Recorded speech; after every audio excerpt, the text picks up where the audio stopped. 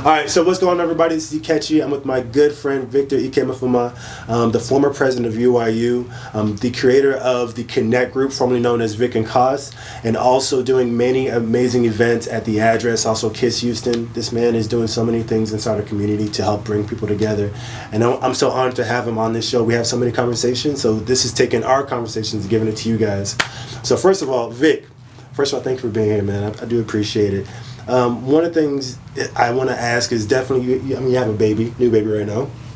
And also, you just had an event last night at, what was it, Kiss Houston, or was it the address? The address. Mm-hmm. How do you have the energy to do what you're doing? I wake up every day and get right to it. Right. Wake up every day and get right to it. I've been working early mornings and late nights since I was 13 years old. Mm-hmm. For those out there that really know me, I've been getting it for as long as they've known me. That's awesome, man. I mean, I think one of the things I've always known about you is just your energy and your drive. You know what I'm saying? Like, so what? Yeah, I know you've had it since you basically growing up, but what's giving you that energy and that inspiration? I mean, I came from humble beginnings. Where I come from, nobody had nothing. So I want to talk about that too, man. My objective is to just inspire young boys and girls from where I'm from, yes, sir, or from the type of neighborhoods where I'm from, to just kind of be creative and do the right thing and just kind of go out there and get it. And I think we have that similarity too of not coming from much, right? And then seeing other people in that position and trying to say how they can rise up as well. So what does that mean to you? Two-part question. What does that mean to you to give back to the community? And also, what do you have going on right now that's helping people rise up as well? I'm a product of community service. Yeah. I'm a product of young men in my community who stepped up and reached out and built up young boys like myself. So my coach, I played basketball when I was a kid. Right. Coach Walter, he basically was like a father figure to me. So now I work with the 16 and under AAU team with Coach Gilbert and his two cousins. And we're just doing our best to pour into these kids. Right. Most of our kids are from the South Side.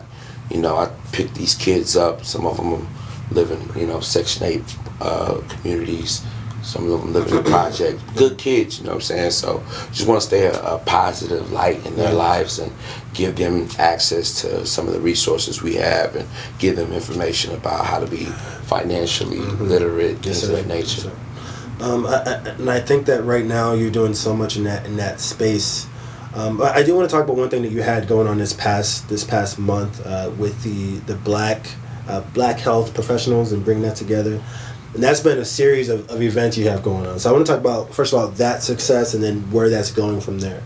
So if you guys haven't checked out on Instagram, please follow Vic the Realtor at Instagram, his Instagram handle. Yeah. But he just had an event called the Black Healthcare Professional Connect, and it was just bringing a lot of people together. So could you talk about that event and also where you see that? So started a series of events called the Black Professional Meetup. And what we wanted to do was just create a safe space for people like us to be able to be themselves and meet other individuals in the same industry as them to kind of leverage growth, make lateral movements, things of that nature. I found it kind of challenging over the years for my friends, even myself. As a black man in America, we're expected to talk a certain way, act a certain way, walk a certain way in these work environments and in our professional lives. And I think that, with the Black Professional Meetup, we're just creating an environment where, hey, we can celebrate ourselves, our culture, our music, who we are as a people, and still connect on a professional level. And I love what you're saying there too, because you're saying there's no distinction between being professional and being black, or being African American, being Nigerian American. We can be exactly who we are and still exist in these areas. And so, what is the next iteration you have of that? Of this series, what are you thinking about next? So the series started with the Black Real Estate Professional Meetup. The next one was the Black Healthcare Professional. Okay. Right now, I just want to target a lot of different industries. We're looking at the fitness industry. Ooh. We're looking at AJ, the cardio killer. That's my boy. I'm seeing where that could go. That's my boy. We've been in talks. We've been in talks about it too. Yeah. So he's super excited about it. Fitness, information technology, IT. We're in Houston, oil and gas. Man, just the list goes on. But we want to be able to connect. Houston is one of the fastest growing cities in America. There's a lot of transplants. A lot of people coming from Chicago, New York, Atlanta, moving to Houston. And I think it's important that we just create a platform to kind of bridge that relationship with these transplants and the locals looking to advance in their professional careers. And I love it too, because Houston is so spread out, but especially with technology and Instagram and stuff like that, with the things that you're doing, the platforms that you're creating, you're trying to bring us all together and bring us closer together. I wanted to kind of step back as far as your inspiration and your feet and what's helping you grow and become the man you are. What books are you listening to right now? What's inspiring you right now? I'm listening. I don't do too much reading these days. do you have the time?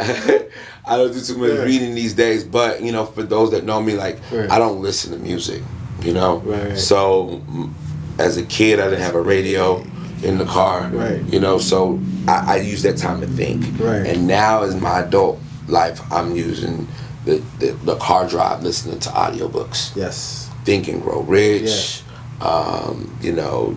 Just a plethora of any book that's gonna kind of pour into mental toughness, leadership, things of that nature. So right now, one of the biggest lessons that I'm carrying is just how to maintain a positive mental attitude, and just looking at anything that happens is happening for you, and believing that. So those are the things. Those are some of the lessons that I'm learning from these books. I'm holding myself accountable to some of these lessons. Just staying faithful when it comes to my belief systems and my principles. Okay, so two things I want to ask about that. Number one, with Think and Grow Rich, you said this is like your fourth time reading that book.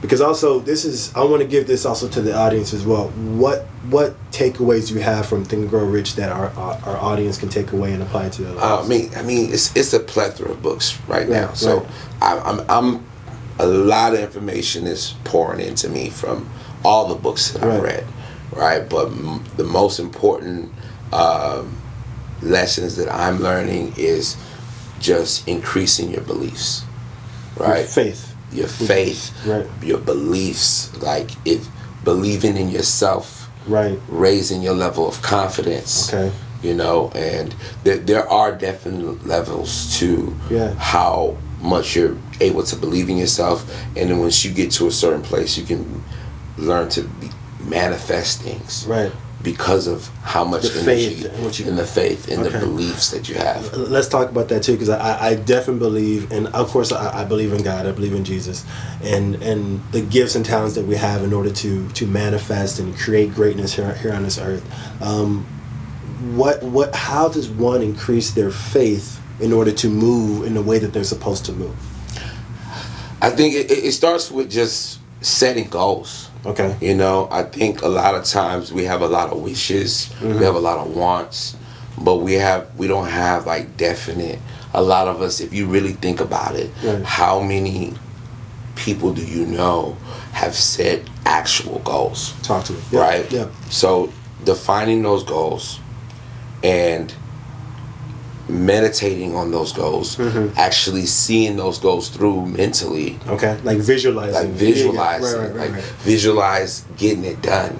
Right. And then kind of working backwards.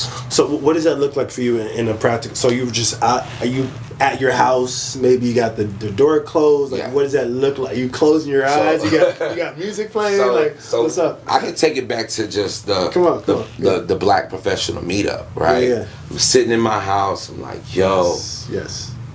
I get inspired by different things, right? Yeah. I went in August. I went to Invest Fest. Okay. Right. Invest Fest was phenomenal. It was put on by Earn Your Leisure. Right. And it was 4,000 business professionals from all over the world. Right. And as I sat there, I was just like, yo, it's a lot of power in the room. So I wanted to come back to Houston and create something. Right.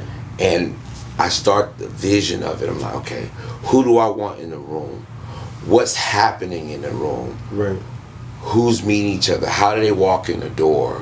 How did the flow? The feel. Yeah, go ahead. So I started visualizing these things and start seeing it, and then it speaks to me. And then what happens is I start speaking what I saw in my mind into existence. So as I'm, educating people about what I'm putting together, I'm saying, hey, it's going to be amazing. You're going to see doctors, physicians in the building, and from there, I said, man, we're going to have a bunch of resources. We're going to have a bunch of vendors that are going to help you advance in your career, from people who will help you with your resume. Right. And next you know it, Wells Fargo's calling me, and they're saying, hey, we love what you guys got going on. We want to meet Black physicians, and we want to lend them money to start their own practice. From there, other relationships starts connecting, and it all starts from the vision. And it all starts with you in the room. Any music playing or anything like that? I meditate on it. Right. So every single day, I have to be intentional about visualizing what I'm creating. Right. And the more and more it gets clearer, the more confident I am about what I'm creating. Clarity. Yeah. And then that starts to spread. Because when you speak on it to another person, that belief and that energy starts to spread to each person. And I love what you said too, because also clarity is a part of that process. The more clear it is to you, the more real it is to you, the more faith you have in it, then you can give that to someone else. Okay, we got two more. We can go on for days, guys. We honestly can. But I have two more questions for you, because I remember, especially in the 2020 year, and you speaking, you've always been a phenomenal speaker, man. Like when you speak, bro, it's like you're giving energy out to the people. What's been some of the things that poured into you to be able to speak in that way, to captivate an audience and get them on board what you're trying to do? Oh, shoot, man. I mean, I've had a lot of experience on the stage as a kid, through stage plays. That I did not know. We were talking like, for real, I did a lot of costumes. I did a lot of acting. What was your first play, man? What was your first play? Shoot, Magic to Do. Yes. Yeah. If there's any pictures, man, please let me know. I was that kid. I was in sports. I was singing and dancing. I was in the church. So my mother was a minister. So I had a lot of opportunity to create, to lead the prayers at the house. Yes, sir. So just learning how to speak, learning how to communicate, that was important to me. Okay, cool.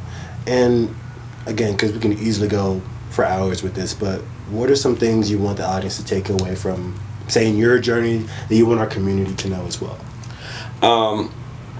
Well, we'll start with what's important to me. Community is like the biggest thing to me. Yeah. Right? I come from a community that helped develop us, help assimilate me into the American culture, into the African culture. Right. I think it's important for everybody to connect with a community, whether that's an organization, nonprofit, church. Be a part of something. Be a part of something positive. Yeah, bigger than yourself. Yeah. And once you're a part of this something, information, resources, and connections come from that. And that's my biggest thing. That's why I'm always seeking to be in these leadership roles, in these organizations, create these rooms, because these rooms is our community. Right. And we get to choose the narrative, right? So when we create these rooms and put all these like-minded individuals together, I believe in the magic of community, of group economics. I believe if you put all these like-minded individuals in a room, something's gonna come from something's gonna happen. Yeah. So I just want to be part of the answer that's putting the room together, and I'm gonna just watch the magic happen. Okay, we can easily go on for days, but I mean, you see why I have this man on the show. Again, what he's doing is just phenomenal, bringing people together to create more. We can be a part of more.